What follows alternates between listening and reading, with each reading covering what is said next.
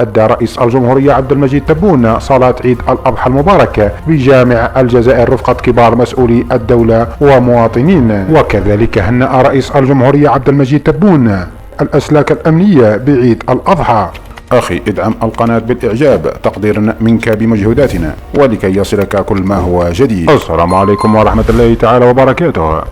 رئيس الجمهورية يهنئ الأسلاك الأمنية بعيد الأضحى. هنأ رئيس الجمهورية عبد المجيد تبون قوة الجيش الوطني الشعبي والدرك الوطني والأمن الوطني والحماية المدنية والجمارك بمناسبة عيد الأضحى. وكتب الرئيس تبون على حسابه بموقع تويتر: عيد أضحى مبارك لكل قوات الجيش الوطني الشعبي سليل جيش التحرير الوطني عبر كل الوحدات والنواحي العسكرية، خاصة أولئك الأشاوس المرابطين على أطراف حدودنا. كل عام وأنتم بخير. وكتب الرئيس في منشور ثاني: أتقدم بخالص التهاني بمناسبة عيد الأضحى المباركة لكل أفراد ومنتسبي سلاح الدرك الوطني والأمن الوطني والحماية المدنية والجمارك، أعاده الله علينا جميعا بالخير والبركة.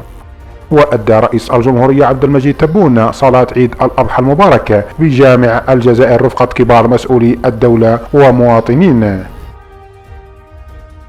لمزيد من الأخبار لا تنسى الاشتراك في القناة وتفعيل زر الجرس ليصلك كل ما هو جديد.